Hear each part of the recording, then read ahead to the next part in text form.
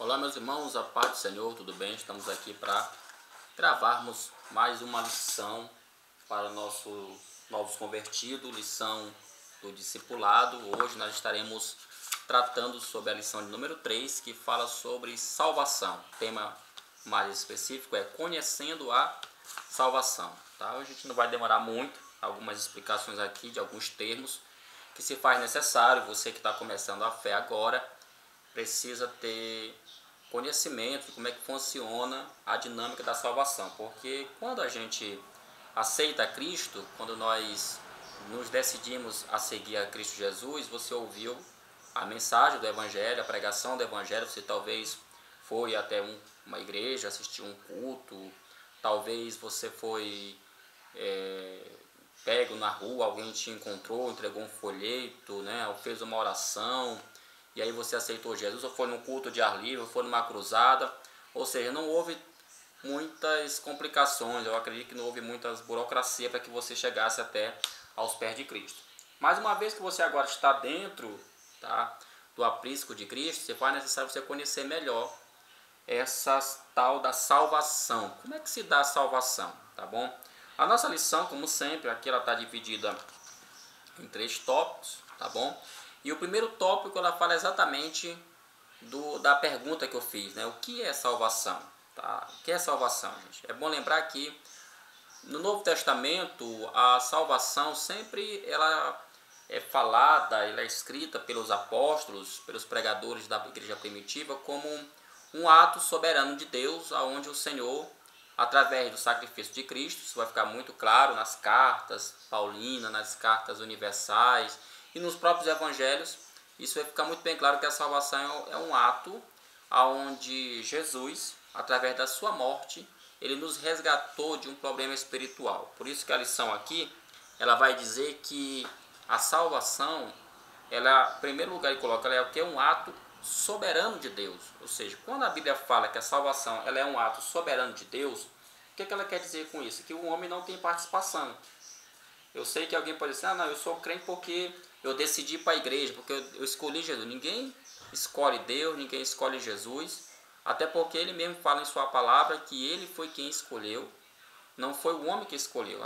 Visto que o homem, a gente vai ver no segundo tópico, ele não tinha habilidades ou condições espirituais para buscar a Deus. Por isso ele coloca aqui no primeiro subtópico da lição que a salvação ela é um ato soberano. E ele usa um texto aqui que se encontra na carta de Paulo aos Coríntios, mais precisamente em 2 Coríntios capítulo 5, versículo 18 a 19, que diz: e tudo isso provém de Deus. Veja que ele é bem claro, tudo isso provém de Deus. O que provém de Deus? A salvação. Tudo isso provém de Deus, que nos reconciliou consigo mesmo por Jesus Cristo e nos deu o ministério da reconciliação. Além de nós termos a dádiva de ter recebido essa bênção da salvação, ele também nos dá hoje um ministério. A palavra ministério, novo convertido, você que me assiste, significa serviço, ou seja, você, eu, todos nós, toda a comunidade cristã, toda a comunidade universal no mundo inteiro recebeu esse ministério. Qual o ministério? Da reconciliação. O que esse ministério faz? Reconcilia. Reconcilia quem? Aqueles que estão desviados, que estão afastados da presença do Pai, da presença de Deus. E aí a Bíblia fala, ele nos deu o ministério da reconciliação. Isto é, Deus estava em Cristo reconciliando consigo o mundo, não lhes imputando os seus pecados. Ou seja, é um ato, veja que o Paulo é muito claro, é um ato exclusivamente, é um ato total, soberano, vontade de Deus. Ele disse, eu quero salvar a humanidade dos seus pecados. Ele foi lá e salvou. Por isso que a salvação é um ato soberano de Deus. O segundo tópico fala que ela também, a salvação, ela é um ato da infinita misericórdia de Deus. O que é misericórdia? Misericórdia é você sentir a dor do outro. Misericórdia é você se compadecer das misérias do outro. Misericórdia é você estender a mão para o necessitado. E foi exatamente isso que aconteceu. A Bíblia fala que outra hora nós estávamos totalmente mortos, em volta de pecado. A Bíblia fala que nós éramos considerados filhos da ira. Deus nos olhava como filhos da ira, homens, mulheres que andavam desgarrados. Mas aí o que acontece? Um lado da faceta, da dignidade, das características de Deus. O que ele faz? Ele usa de bondade, ele usa de misericórdia para com a humanidade. E a gente aprende muito com isso, né? Quando a gente parte a viver uma vida cristã e os embates da vida começam a aparecer, tipo divergências, conflitos, a gente deve lembrar que assim como Deus também, ele tem misericórdia, assim como Deus também usa de bondade misericordiosa para conosco, para nos salvar, para nos libertar do nosso pecado, assim também nós devemos fazer com as pessoas. Então esse é o nosso primeiro tópico da lição, ele não está tão complicado, aqui por enquanto está leve. O segundo tópico fala sobre a necessidade da salvação. Muita gente, principalmente aqueles que não acreditam em Deus, que se julgam ateus, pessoas que não querem aceitar Jesus, não querem entregar sua vida a Cristo, perguntam: por que eu tenho que ser crente? A pergunta básica é: por que eu tenho que ser crente? Por que eu tenho que participar de uma igreja? Eu não posso ir para o céu sem fazer parte de uma igreja? Sim, você até pode ir para o céu sem participar de uma igreja. Mas a questão é, para você ir para o céu, você tem que aceitar Jesus. Independentemente de você gostar ou não da igreja, você tem que aceitar Jesus. E aceitar Jesus não é uma questão apenas de formalidade, de conceito. Tem pessoas que dizem que eu creio em Deus, eu acredito em Jesus. Mas essa fé é o que a gente chama de uma fé onde ela está mais para uma fé nominal. Ou seja, é um nominalismo total. Em que sentido isso, Silvio? No sentido que a pessoa ela não quer entregar sua vida no sentido de entregar suas vontades, entregar a sua força, entregar suas posses a Deus, a Cristo. Ele acredita em Jesus, ele acredita em Deus, porém ele não quer participar ativamente, você não quer ter uma fé ativa. E eu tenho certeza, pela Bíblia Sagrada, que você não vai conseguir ter uma fé cristã ativa vivendo isolado do corpo de Cristo. Porque a igreja, todo aquele que é cristão, todo aquele que é crente, ele precisa fazer parte do corpo de Cristo. E o segundo tópico da lição ele fala exatamente sobre isso. A necessidade da salvação. Primeiro, por que é necessário o homem ele aceitar Jesus? Romanos 6, 23 fala: todos pecaram. Paulo fala isso. Ele diz que alguns pecaram, todos pecaram. E quando ele fala todos, aqui está incluído bebês, crianças, adolescentes, jovens, adultos e anciãos. Toda a classe da humanidade está em pecado. Paulo é muito claro: todos pecaram e destituídos, ou seja, afastados, foram da presença de Deus, porque não tem como um homem ele viver em pecado diante de Deus. E é por isso que ele fala aqui da lição, né? Primeiro, a origem do pecado. Como é que o pecado se originou? Eu sei que você deve ouvir por aí que essa história de pecado é invenção da igreja. Não é não, meu querido. A gente vai ver mais na frente aqui, ele vai até falar sobre as consequências, as mazelas que o pecado trouxe para a terra. O pecado ele é real, assim como a tua vida é real, assim como você é real, o pecado também ele é real. Então não é algo que a igreja inventou. Não, o pecado ele é real. Isso acontece exatamente como está descrito em Gênesis capítulo 1, versículo 26 e versículo 27. Quando Deus fez o homem, a imagem e semelhança de Deus, fez ele perfeito, fez ele santo, fez ele puro. Mas esse homem ele pecou. No dia que ele pecou, desobedecendo a Deus, e detalhe, aqui não tem nada a ver com comer maçã. Até porque a Bíblia não fala o nome do fruto. Fala que era o fruto do conhecimento do bem e do mal. A partir do momento que ele toma aquele fruto, no caso a mulher toma e depois dá para ele também participa, ele passa a contrariar a vontade de Deus. E ali inicia-se, ou seja, a porta do pecado, ela entra no mundo terrestre. E também no mundo, digamos, não tanto espiritual, não vou colocar porque o pecado do céu, o pecado da queda dos anjos é uma outra questão. Mas aqui o pecado relacionado à história da humanidade. A partir dali, toda a humanidade ela foi amaldiçoada pelo pecado de Adão e Eva. Por que toda a humanidade foi amaldiçoada? Porque nós somos descendentes direto de Adão e Eva. Como descendente, assim como um descendente, Paulo vai falar até isso, ele herda, por exemplo, os bens do seu pai, assim também como nós somos filhos, de certa forma, somos filhos de Adão e Eva, também nós herdamos a herança, mas não uma herança boa, uma herança pecaminosa, a herança do pecado. Que é o que ele fala aqui no segundo tópico, sobre a herança do pecado. Ele fala aqui, porque todos pecaram e destituídos estão da glória de Deus. Aí ele fala mais, pelo que, como por um homem entrou o pecado no mundo, e pelo pecado a morte, assim também a morte passou a todos os homens, por isso que todos pecaram. Romanos capítulo 5, versículo 12. Ou seja, a Bíblia não tem meio termos.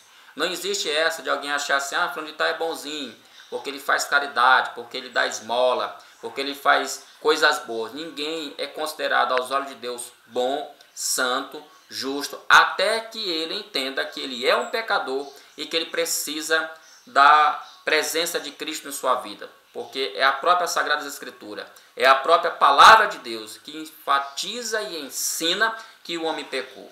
O terceiro subtópico, ele fala sobre os efeitos do pecado.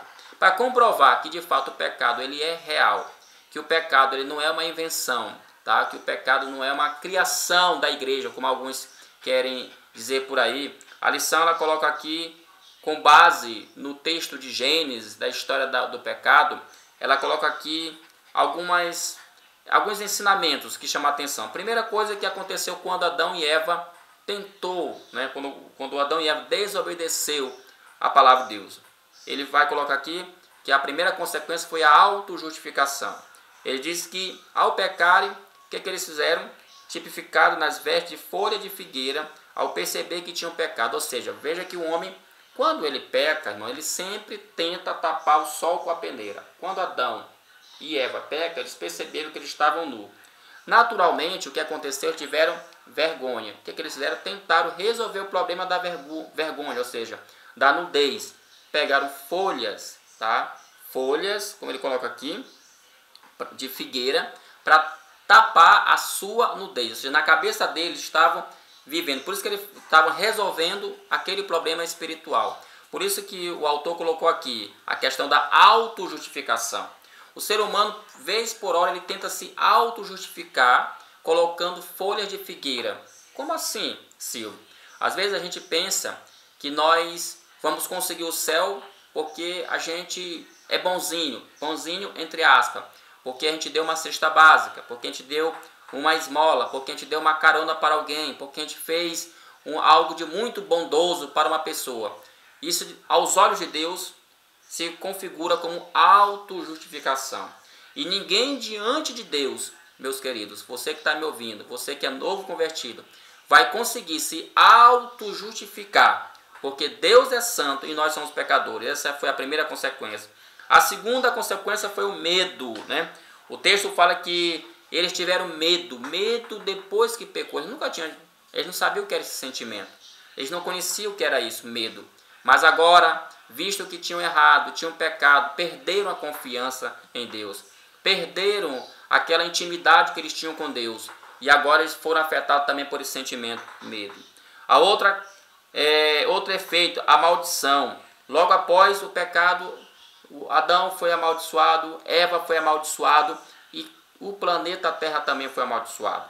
A Bíblia fala não que Adão não trabalhava. Não, tem pessoas que dizem que o trabalho foi inventado pelo diabo, que o trabalho não é uma invenção de Deus. Eu quero te dizer que o trabalho é uma criação de Deus. Antes mesmo de Adão e Eva pecaram, eles já trabalhavam no jardim. Até porque logo após a criação, nós percebemos que Deus dá uma ordem ao seu servo Adão para que ele pudesse cultivar a terra. E se você pegar e estudar essa palavra cultivar, cultivo tem a ver com plantação, tem a ver com cuidado. Então tem sim o labor. Mas esse trabalho que Adão praticava não era um trabalho laborioso ao ponto de desgastá-lo emocionalmente, psicologicamente e principalmente fisicamente, como é nos dias atuais. Mesmo a gente trabalhando em nossas funções, em nossas profissões que a gente gosta, mesmo assim a gente percebe que causa desgaste em nós, porque isso é uma consequência do pecado. A Eva passou a ter as suas dores de parto aumentadas. As mulheres aí que têm neném sabem muito bem do que eu estou falando. E o planeta Terra, a natureza de forma geral, ela foi amaldiçoada. Até, como o texto bíblico fala, até mesmo o fruto da terra, tudo que ele ia cultivar, tudo que ele ia extrair da terra, agora já não seria mais como antes, com tanta facilidade. teria mais dificuldades, seria mais agressiva, até espinhos passaram a existir. Então tudo foi amaldiçoado por causa do pecado. Outra questão também, eles passaram a ser também atingidos pela morte, né? Alguns estudiosos dizem, há um debate muito grande se Adão e Eva eles morreriam se não tivesse pecado.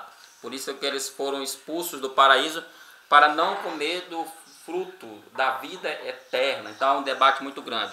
Mas o certo é que o homem, a partir daí, ele passou a morrer. O homem não é eterno. E isso muito se dá pela maldição do pecado. Ou seja, o que nós aprendemos aqui, querido, é que Deus não fez o homem para morrer. Se você observar o livro de Gênesis, na criação do homem, Deus fez o homem para viver no paraíso. Deus quer o melhor para o homem. E quando você lê o livro do Apocalipse, você vê que novamente o plano de Deus de o homem viver em felicidade, no paraíso, ele continua aberto ainda. Mas por enquanto estamos debaixo da maldição da morte. Outra questão também, que o texto, tem muitos que ele vai falar sobre a questão da expulsão do Éden. Visto que eles estavam em pecado, eles tinham pecado, e o lugar ali era um lugar santo, acabaram sendo expulsos ali daquele lugar. Porque não era um qualquer lugar, era um lugar criado em santidade por Deus. O texto também fala que houve a partir daí violência, homicídio. Todos conhecem a história de Caim e Abel. Aí nós temos ali o primeiro homicídio, onde o irmão, por inveja do outro, tirou-lhe a vida, porque estava também dominado e debaixo da maldição do pecado. E aí nós temos a corrupção geral da humanidade. Gênesis capítulo 6 fala que à medida que os homens foram crescendo, o texto bíblico fala que o pensamento do homem era mal continuamente. E assim, meus irmãos, nós temos também a questão das enfermidades.